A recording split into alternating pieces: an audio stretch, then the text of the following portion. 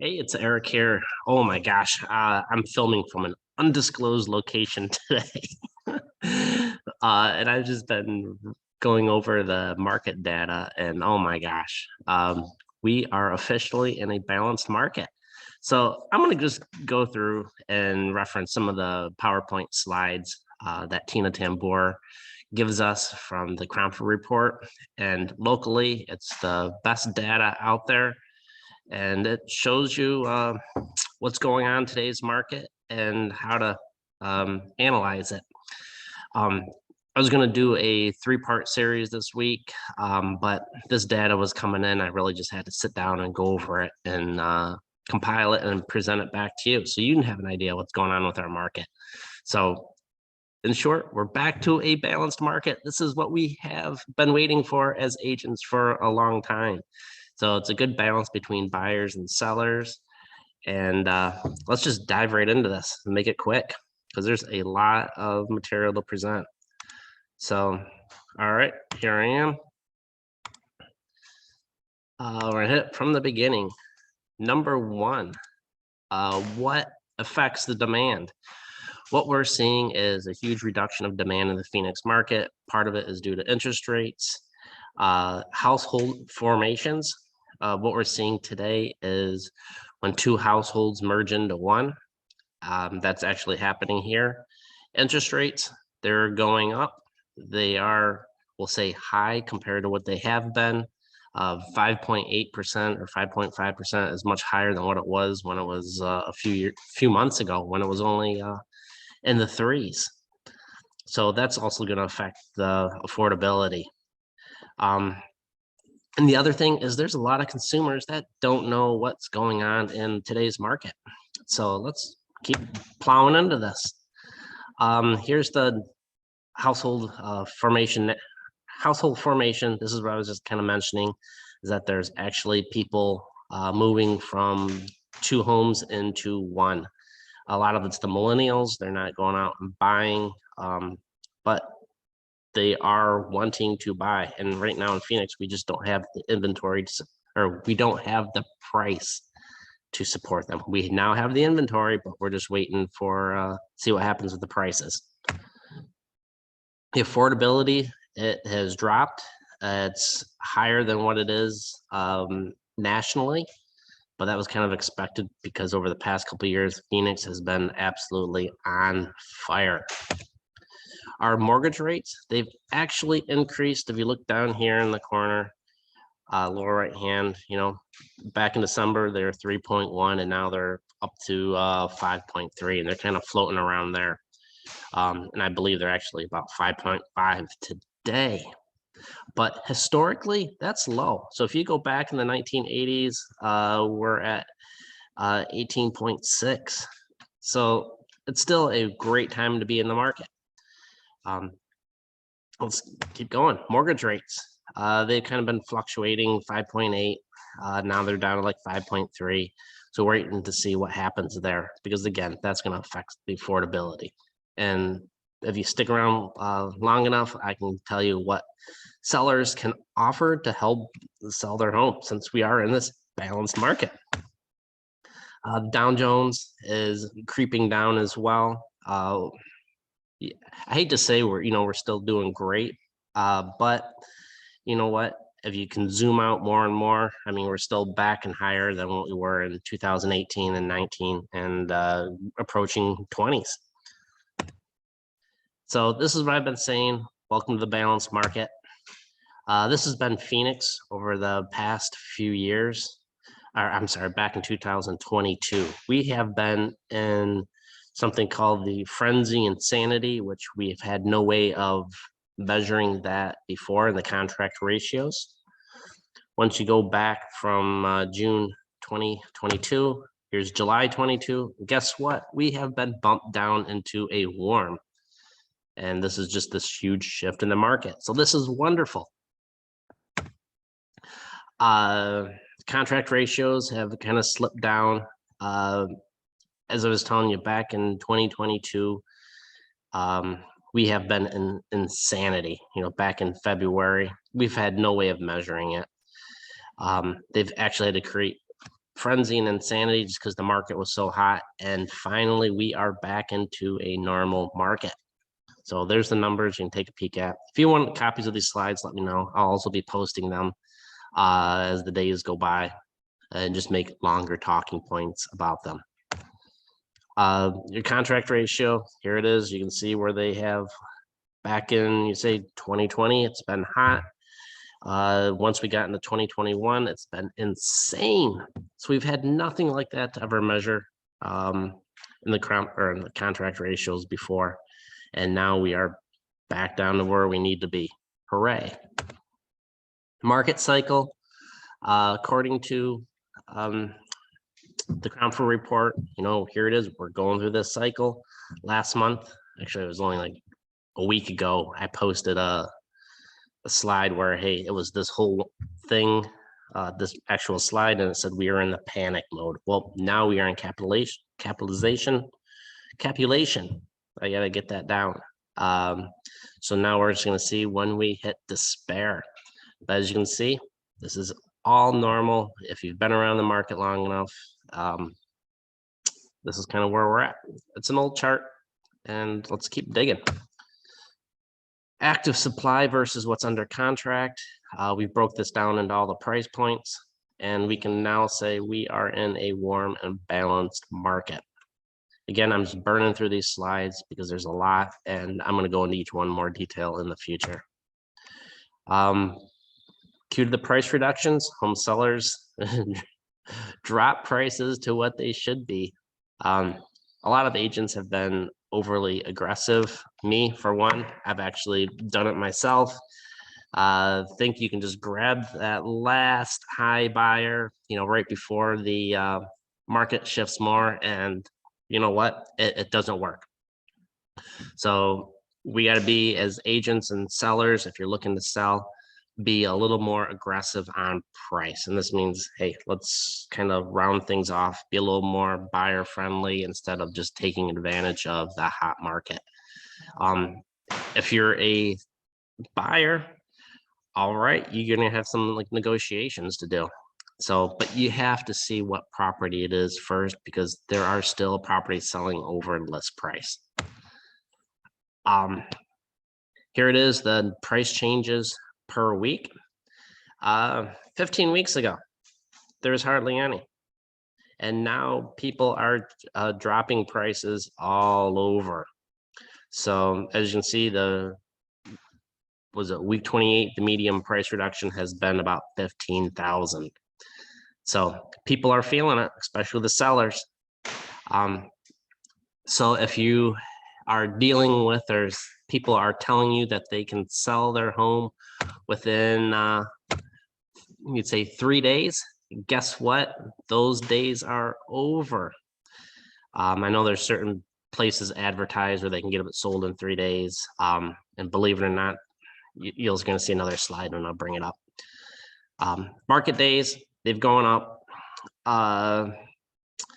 It's kind of funny because I laugh. It's like, I remember we can get a contract right when it hits the market. The average day is right around there. You'd say 7-8 days. And now they're bump up to 17. Big deal. Now you got to wait an extra week to get that offer. Mortgage rates, they're kind of bouncing around right around 5. The affordability's just dropped off as a little bit, as you can see. Rent, that's still going up. So as agents, what are we doing now? One of the things that we're offering, and for sellers, I should say, we're not offering, we're encouraging the sellers to offer some buy downs. What's happening is, since interest rates are higher, and to increase or attract some of these other buyers, they're offering buy downs, and it's a way of buying down their mortgage rates. So this way it allows the home to be more affordable for them. So if you're a buyer, you can do the exact same thing, but it's just a little more attractive. Our supply, woo, go, go, go. Look at it, we've been so like low. This is what I've been talking about. We've been only had 15 weeks ago, 4,500 homes in the market, and now we are up to close to 15. Hooray, we needed that. And we can still keep getting more market so we can, or more listings so we can still sell more properties. New listings that are coming out each week. We're still looking good at that. We're a little bit higher than what we have been. If you look closely, I think it was, oh gosh, what number is that? I don't know. I can't really read it, but I mean, we're a little bit higher than what we have in the past, which is what we needed. Open houses, guess what? You're going to be seeing a lot more of them. Talk to the agents to find out what we are doing with the home, find out what the sellers need and are looking for, and see if they're willing to negotiate. Accepted contracts, they're actually decreasing. I used to get them really fast, up hot, but now people have the ability to shop. Under contracts, they are falling out. They're not as hot as what they were, and some people are realizing, hey, they don't have the same interest rates that they had when they were going in, and the homes just aren't. I'd say the buyers have some negotiations, and have been, I should say, more choices. That's what I'm trying to think of. So they have more choices to do, and if the seller isn't willing, they are canceling contracts. Here it is again. Cancellations, they're creeping up, but they're not as high as what they are back in, was it 2016 and stuff like that. Expired listings. This was the one that I was talking about. There are certain people out there that advertise that they can sell the home within the first 3 days. That is not happening anymore, and those listings are canceling. Expect to sit on the market a little bit longer. And if someone is bringing a rock solid offer coming in really fast, you may want to shop around because it may be an investor and it may not bring the most money to the table. Investors do have great benefits. A lot of times they close easy or fast and easy. So it's something you may want to take advantage of. A lot of us agents, we do have investors hanging out, waiting for properties, take advantage of situations like that as well. So reach out to us, because if you're looking to sell fast, we can strategize a plan for you and get the home sold, or else we can totally maximize the profits for you, but it may take a little bit longer than what it has been in the past. The Crown Full Report, this is my go-to. It's kind of like my religion that I follow. It's basically the market index. It can't be predicted. It is the predictor for future sales price and appreciation. And that's why I love following it. Tina and Michael, they put together great information for us to share with our clients. Right here is their market index. We're always watching everything right around 100. Because that's the balanced market. You say right around 110 to 90. It's kind of the balanced spot. But here's a quick chart of where we're at. As you can see over here, we are coming down. And if you've noticed in the past, we'll say, I don't like going back here, but here it is. If you follow the index back in 2004, 5, 8, right around there, right before the market crashed, guess what happened? They were kind of ahead of it before it did. So we're just kind of curious of what's going to happen here, whether or not this is going to balance out at 100 to make that balanced market, because we're kind of there now. So we're waiting to see. Hopefully this thing just kind of curves around and doesn't go into the buyer's market, because that's going to really put a spin on things. But if I go through my other sources where we get information, they say they're not, but only time will tell. Our market index right now, we're still looking good. We're approaching, here it is. We got more and more supply, which is absolutely fantastic, a good supply. The market index is still good, and the demand, as you can see, we are in the red. But with the lack in supply right now, or it's growing, but we should be fine for a while in a good, healthy, balanced market. Here's the response to supply and demand. As our supply is growing, our demand has been decreasing, but we are technically I'm waiting for them to update this little chart as well, just to see where we are, and this will affect this July, what's going on, because that is what I'm curious about as well. Here it is, the balanced market index, which comes in. It's been right here around 2000, what's it, 19, 15, 16. So hopefully it just flattens out and levels off right in there. That would be perfect.